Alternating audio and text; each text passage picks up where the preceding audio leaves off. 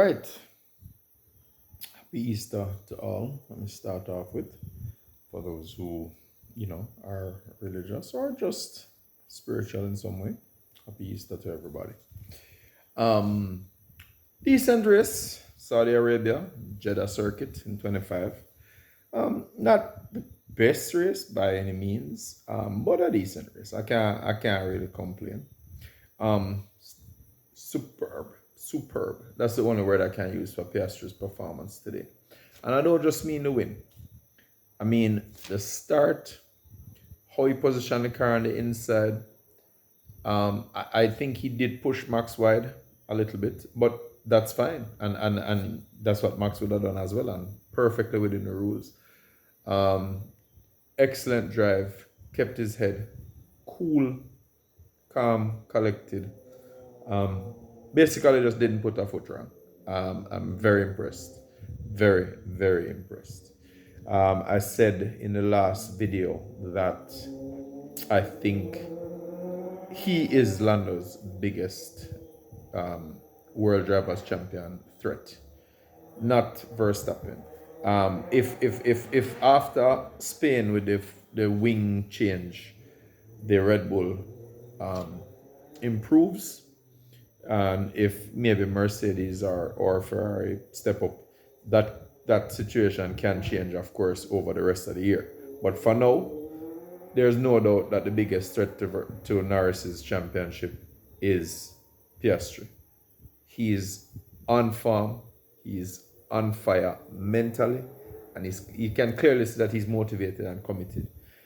I think when you listen to what Zach Brown said about this is we're entering the London Norris era and all of that. First of all, I thought that was disrespectful to Piastri to say something like that as a team boss, and you have two drivers, both of whom, by the way, you have publicly stated have equal status. It's not like you've clearly stated that you don't have a number one driver and that you're giving both of them a fair shot at the title. And yet you're going to pass a remark like, we are now entering the London Norris era. Now, aside from the stupidity of such a statement, you then proceed to mention Schumacher and Hamilton and I don't remember, Vettel, but you ignore Verstappen, who has just won the last 4 years and is currently in contention for fifth. That level of disrespect against simply because your driver is competing against him is idiotic. That's the best word I can use for it. And then you embarrass yourself further by disrespecting your own second driver, which is Piastri. So I don't know. I never liked Brown before, and both him and Stella, in my opinion, are just poor. I don't rate them at all. But I don't want to dwell on that. The reality is it's about the drivers. And Piastri, yes sir, well done. I loved it. My neighbor must think I'm really crazy. I was banging on the door. Excellent drive. That pass, first, even the pass on Hamilton was just spectacular. On the outside, you see the dust. He's on the dirty line. Trust me. Big cojones. Well done. This youth, him come in Jamaican parlance, him come with blood in my eye this year. Him want to win.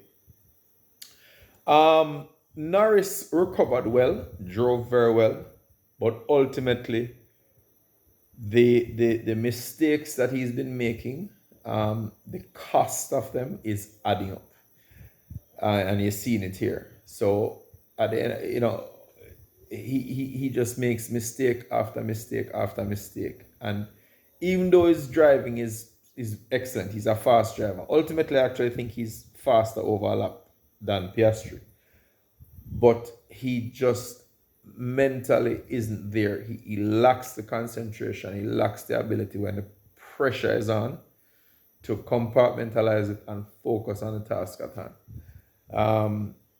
I don't know. I think he's in trouble. Obviously, this is not a cast in stone statement, and anything can happen.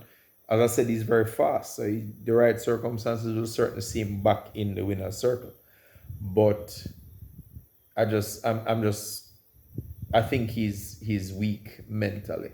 And F1 is it's a brutal sport, and it is relentless. And if you don't have nerves to deal with it, you're gonna be in trouble.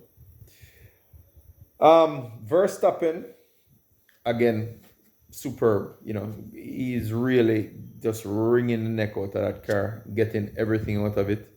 Uncharacteristically, wasn't great on the launch. I think Piastri's reaction time was better, and ultimately lost it in the first corner. That's where everything happened. Once Piastri had that inside line, it was all over. Again, I think what he should have done, even though Piastri did push him a little wide, the reality is, once he realized that he had to go off to avoid contact, he should have simply given the place back. Now, that's a bitter pill to swallow, especially if you think the person has pushed you off. But at the end of the day, it would have served him better. Why? He got a 5-second penalty for that, which is fair. And he finished the race 2.3 seconds behind Piastri. What that means is he had the pace to win. Now, would it have meant he would necessarily have won? Would he have passed Piastri? Maybe, maybe not. But then Piastri didn't have a great pit stop. And so, you just never can tell. He could have passed him in the pits. So anything is possible. And the Red Bull had a decent amount of straight line speed because they had trimmed a lot of wing out of it to try to get that speed out of it. So, and surprisingly, it seems to be managing its tires better. Obviously, they've been, working on it nonstop. And unless, whether you like it or not, Red Bull is a great team. They have engineers, they have, strategists, they have whatever, everything. They have the complete package. And they're going to improve the car. And they have been improving the car, clearly. Is it at the McLaren level yet? No, obviously not. Verstappen is what's making a difference there. But it's certainly not that far behind either. And I would say they're making strong gains on Ferrari and certainly on Mercedes. Speaking, I just want to touch on something as well about Red Bull's, the teamwork. What they did yesterday in qualifying should not be underestimated. That the fact that they put enough fuel in the car to allow Max to run those 2 last runs back to back with just like a race pit stop essentially, where they just change the tires in qualifying but didn't have to push the car back in the garage to refuel it as per the rules if you're adding fuel. That was a master stroke in terms of strategy. That girl, Hannah Schmidt, I've spoken about her before. And I mean, I tell you, that strategy call was on point. I think that significantly contributed to the pole lap that Verstappen eventually did. So as a team, they are working very, very, very, very well. And if they improve the car sufficiently over the first part of the season, I don't think McLaren is going to have it their own way.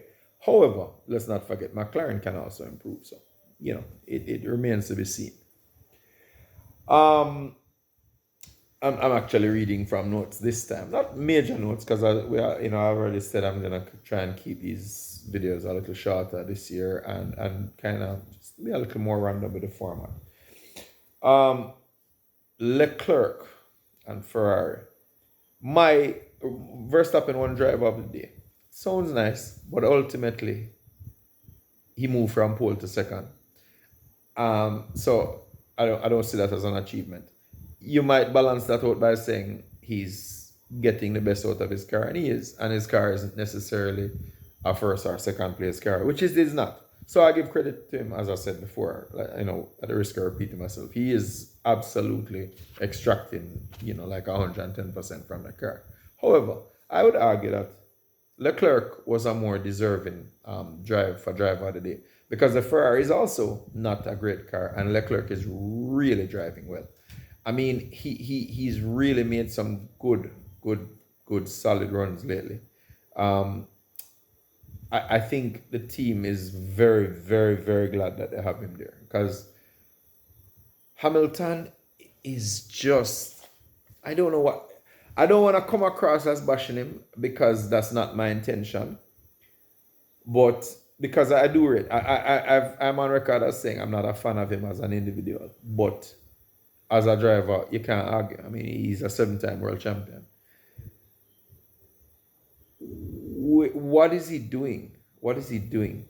I mean, I've opined in the past, in the previous years, that he's past his prime. Now I've gotten a lot of pushback for that. But when I say past his prime, we tend to just ignore because of our own biases, and I know Hamilton has a massive fan base worldwide and here, especially in Jamaica.